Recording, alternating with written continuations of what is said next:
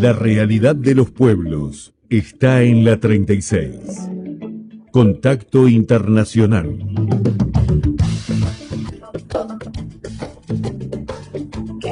Diez de la mañana, 40 minutos aquí en Montevideo, en todo el país. Nos vamos al contacto internacional con Estados Unidos para poder conversar con el profesor universitario, escritor e investigador uruguayo radicado en ese país, Jorge Macfú. Jorge, buen día, gracias por regalarnos estos minutos. ¿Cómo estás?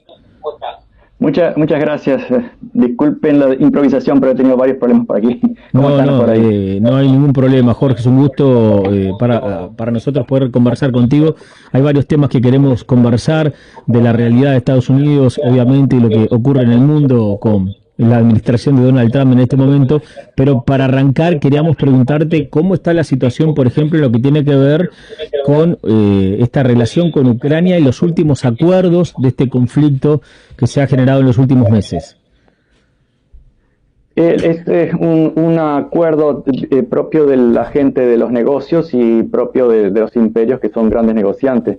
Es decir, buscar el conflicto, acosar y luego obligar a alguna de las partes, en este caso la ex parte aliada o amiga o como quieran llamarle, que era Ucrania, para hacer lo que ya se preveía y sobre lo cual hablamos desde hace un par de años, que es la ventaja económica sobre algunos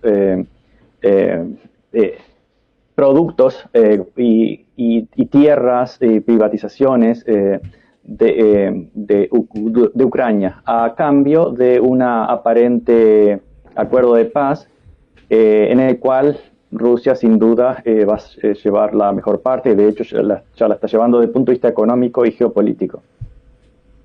Claro, se habla de este acuerdo entonces por el acceso a los depósitos de tierras raras de Ucrania, o sea, más o menos como vos nos habías contado por dónde venía la situación, ¿no?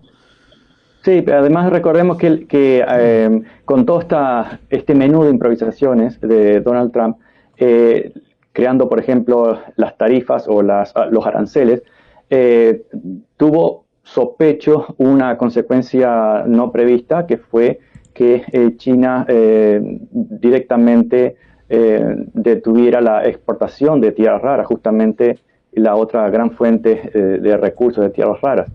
Entonces, creo que salieron con manotazo de ahogado a último momento en cuanto a tierras raras. Pero el plan era más amplio y debe ser más amplio seguramente, que es la privatización de assets o de servicios, de todo lo que pueda tener Ucrania, con la excusa de deudas por pagos de guerra, etcétera. Buen día, Jorge. ¿Qué tal? Un gusto escucharte, como siempre. ¿Qué tal? ¿Cómo andan por ahí? Bien, bien. Acá en medio de la veda electoral previa a la elección del domingo, en este camino que estabas analizando, en el capítulo referido al tema aranceles, que sabemos, bueno, le puso una pausa a Trump de negociación para la mayoría de los países, ¿no? De 90 días, avanza ahí siguen las medidas contra China.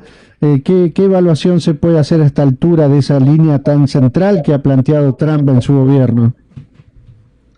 Primero que, como ya sabemos, los aranceles son un instrumento, pero como la medicina, más allá de cierta dosis se convierten en veneno. Y en este caso es puro veneno para la economía de Estados Unidos e incluso la mundial. Pero como a esta altura la gente ya lo conoce, a Trump y a su equipo, de que bueno, hoy sube 100% y mañana lo va a bajar 30 o 50, nunca se sabe. Entonces se juega con la incertidumbre, también típica del hombre de negocio, la incertidumbre. Y más allá de eso también hay un fuerte sospecha, más que sospecha, casi certeza, de una fuerte corrupción. Y ya sabemos que varios senadores y senadoras aquí en Estados Unidos han comprado acciones de determinadas empresas sabiendo o teniendo información privilegiada de qué sectores iban a ser afectados por los aranceles, qué sectores iban a ser luego exonerados, y han hecho millones de dólares de esa forma, pero no solamente senadores, sino la familia Trump también. Entonces, incluso el mismo Elon Musk, aunque Elon Musk ha estado un poco nervioso, obviamente porque Tesla ha perdido una gran cantidad de billones de dólares debido a, no solamente a los aranceles, sino a que mucha gente le está haciendo boicot o ya lo mira con mucha desconfianza. Entonces, debido a estos golpes o estrategias, habría que ver en qué caso, en qué momento y qué pasa por la cabeza de ellos. Es un juego financiero que está, como siempre, dando muy buenos resultados a las grandes empresas, sobre todo a los grandes inversores. Pero bueno, vamos a ver, en este momento tenemos, recuerdan que el año pasado decíamos, gana Donald Trump y va a haber una recesión. Bueno, en este momento tuvimos una contracción de 0,1% o más, que no es una gran contracción, pero es contracción. Si consideramos que veníamos con un incremento del PIB en los últimos años y en algunos casos bastante alto, sabemos que eso es muy relativo también, porque que suba el Producto Bruto Interno no significa que la población se beneficie. En teoría debería, pero en muchos casos no. Y cuando tenemos una recesión, menos todavía. Ahora, técnicamente todos saben que para tener una recesión se necesitan 2 semestres o trimestres, 2 trimestres de contracción. En este momento tenemos uno. No sabemos si en el próximo trimestre crecerá o disminuirá la economía. Lo que está claro es que no está siendo brillante como tanto prometió el hombre de negocios, que los hombres de negocios exitosos te venden humo, pero cuando van a los gobiernos siempre fracasan. Jorge, otro tema que ha llegado también con mucha información acá tiene que ver con las actividades que se están realizando en las universidades por los estudiantes a favor de la causa palestina y también de lo que ocurrió en la Universidad de Columbia, además de la participación del secretario de Estado estadounidense Marco Rubio llamando vándalos a los activistas pro-palestinos, que amenazó con quitarles los visados a los estudiantes extranjeros que asistieron a esa protesta. ¿Cómo está toda esa situación? Desde hace muchos meses está corriendo, disparando hacia un fascismo abierto. Y mucha gente, muchos colegas míos lo han dicho directamente, sabíamos que esto iba a empeorar, pero no tan rápidamente. Esto ya no tiene límites. Es decir, cualquier tipo de ejercicio decente de libertad de expresión está o es condenado con una pérdida de trabajo, hasta con la cárcel en algunos casos, o con la deportación de gente que está legal, incluso hasta con green card o tarjeta verde de residencia, totalmente legal. Otros que van, yo tengo estudiantes que directamente no van a ver a la familia en este verano, que empieza ahora este mes prácticamente, simplemente por miedo de no poder retornar, y ese miedo es que significa que pierden todo lo estudiado, todo lo invertido en los años anteriores, como cualquier persona tiene que cuidar sus intereses personales, y no han decidido no ir. Pero eso es un punto. Otro punto, otra vez otro tiro en el pie, como dicen acá y ahora dicen ahí, es que muchos estudiantes internacionales, que son de los más caros, de los que más ingresan cientos de billones de dólares a la economía de Estados Unidos, están decidiendo no venir. Y no solamente estudiantes, que son el ingreso más fuerte, sino también turistas están decidiendo no venir. Entonces, esa política del negocio del negociante, de que vendo miedo y luego saco algo en ventaja en una negociación, funciona para las empresas muchas veces, pero no para los gobiernos. A corto plazo puede dar algún resultado, a largo plazo la incertidumbre nunca va a dar buen resultado. Incluso hasta en el mundo capitalista, ya sabemos que crédito viene de crédito, de creo. Si no se tiene un mínimo de certeza, la gente ni siquiera va a invertir. Entonces, pero en muchos aspectos. Y ahora las últimas noticias que estamos leyendo en Nueva York, en toda esa área, también se ha disipado protestas totalmente legítimas, totalmente pacíficas, que acá eran comunes. Tú sabes, tal vez lo has visto en las películas, acá cualquiera incluso agarra una Biblia, se para en una silla y da todo un sermón, etcétera. Bueno, es parte de la libertad de expresión, aunque parezca a veces lo que diga pueda decir absurdo o ridículo, bueno, pues es su libertad de expresión. Ahora resulta que no, que la libertad de expresión tiene límites, pero no es que desde ahora, lo sabíamos de antes. La libertad de expresión termina cuando el poder comienza a temblar, y cuando ves que la libertad de expresión se está brutalmente, anticonstitucionalmente, ilegalmente siendo arrasada, y además arrasada para un solo lado, porque si alguien hace una manifestación pro-israelí, la policía no va a aparecer ahí. En todo caso, tratará de que no haya escaramuza, pero como para mostrar que modera, pero no la van a reprimir ni van a meter preso, excepto si son judíos antisionistas. Eso sí, lo han masacrado muchas veces acá, los han golpeado muchas veces. Es decir, la represión siempre va para un solo lado. Y hay leyes, están cada vez pasando más leyes que ya ni siquiera se puede criticar. Aquellos que critican a Israel ya ni siquiera pueden hacer negocios en Estados Unidos, ya ni siquiera pueden obtener residencia, lo que sea. Pero ¿qué es eso? Un fascismo racista de viejo estilo. Bueno, eso es lo que tenemos en este momento.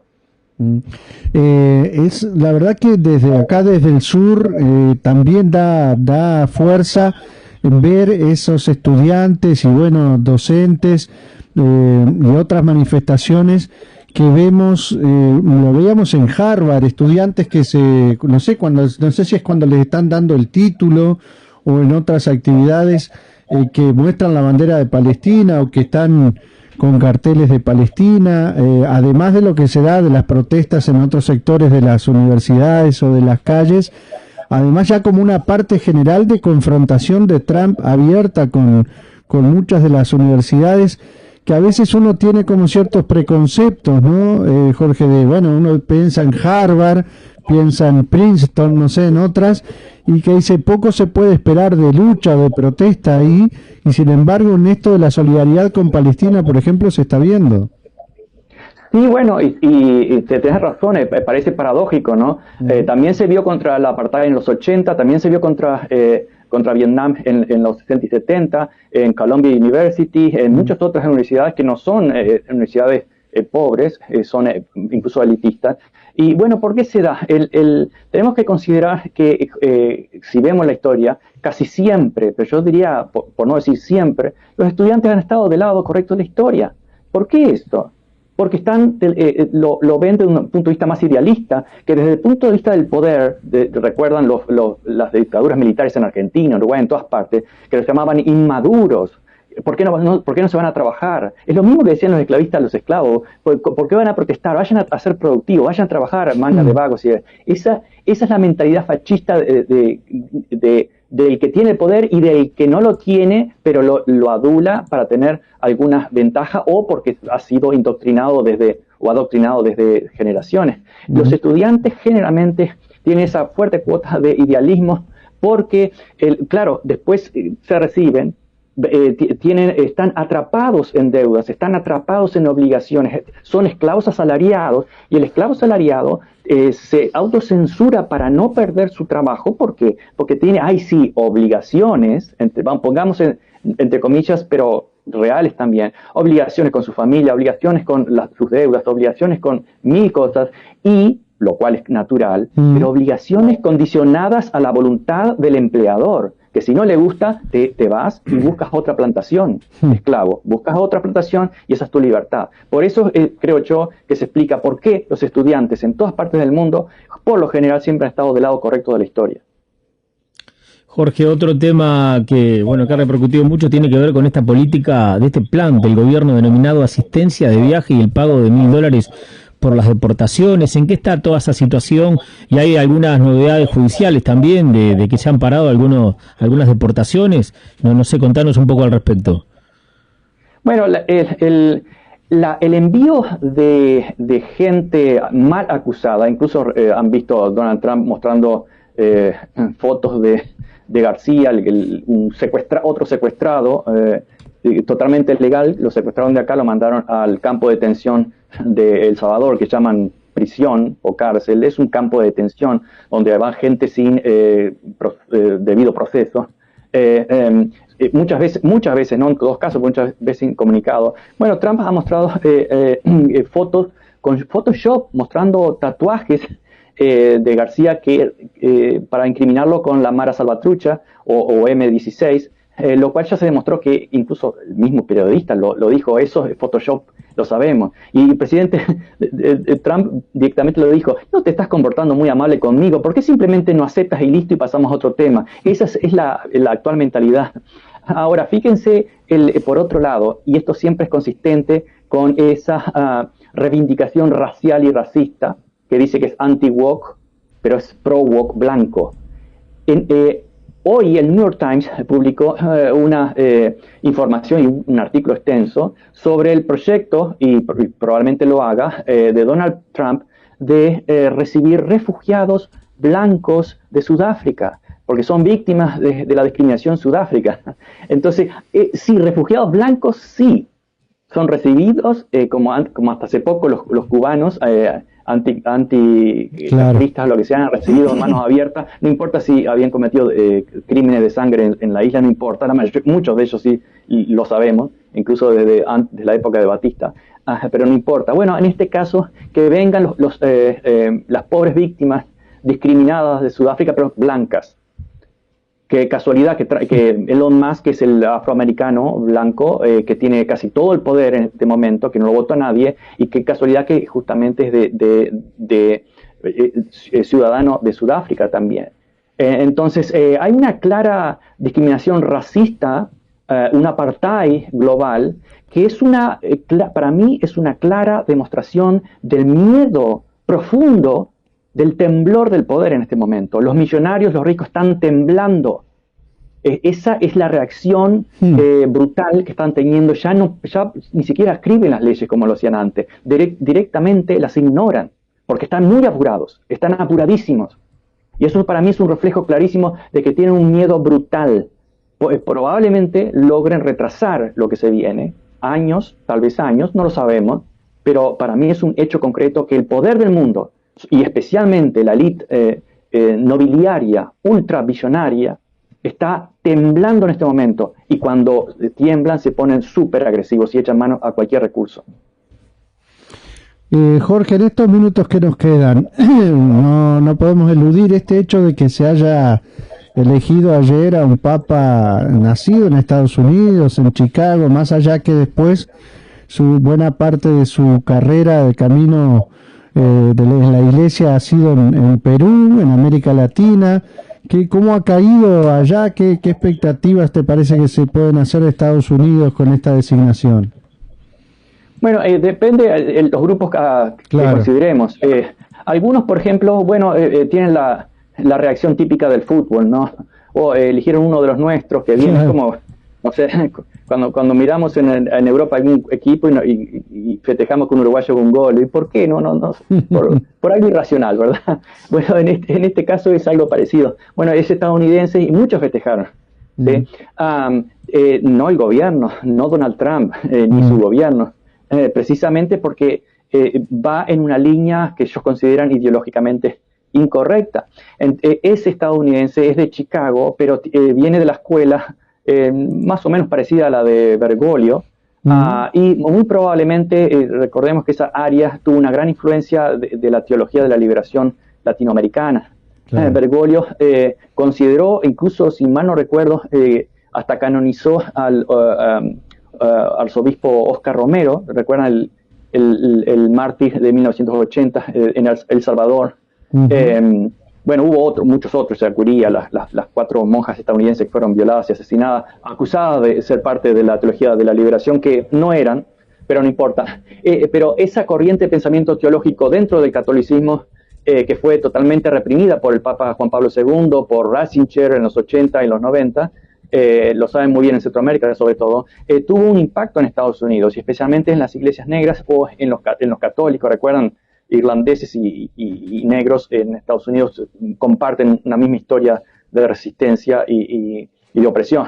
Entonces, podemos decir que aunque el actual Papa León XIV no sea de la teología de liberación, yo creo que está dentro de una tradición de sensibilidad hacia los pobres y de regreso a los evangelios antes de la oficialización del cristianismo en el año 325 en Nicea por Constantino. ¿Recuerdan cuando los cristianos dejaron de ser perseguidos y pasaron a ser persecutores? Entonces, gran parte de esa teología latinoamericana intentó decir, bueno, volvamos a los orígenes, a la ayuda al débil, no al rico, como es la tradición católica en España, en América Latina y en otros lugares, sino al débil, y a la comprensión del desvalido según ellos lo entienden como la verdadera enseñanza de Jesús, etc. Entonces, en ese aspecto podemos decir que hay un perfil ideológico, como lo hay en todo, declarado o no declarado, y en este caso es aparentemente, vamos a ver cómo termina o se desarrolla, una continuación de la línea de Francisco I. Muy bien, estamos llegando a las 11 ya en este viernes. Jorge, muchas gracias por este tiempo, como siempre, un abrazo grande y hasta una próxima. Claro que sí, siempre un gusto hablar con ustedes, a veces corriendo, pero siempre un gusto y un placer. Que Muy pasen bien, bien. hasta la Chau, próxima, abrazo. Chau.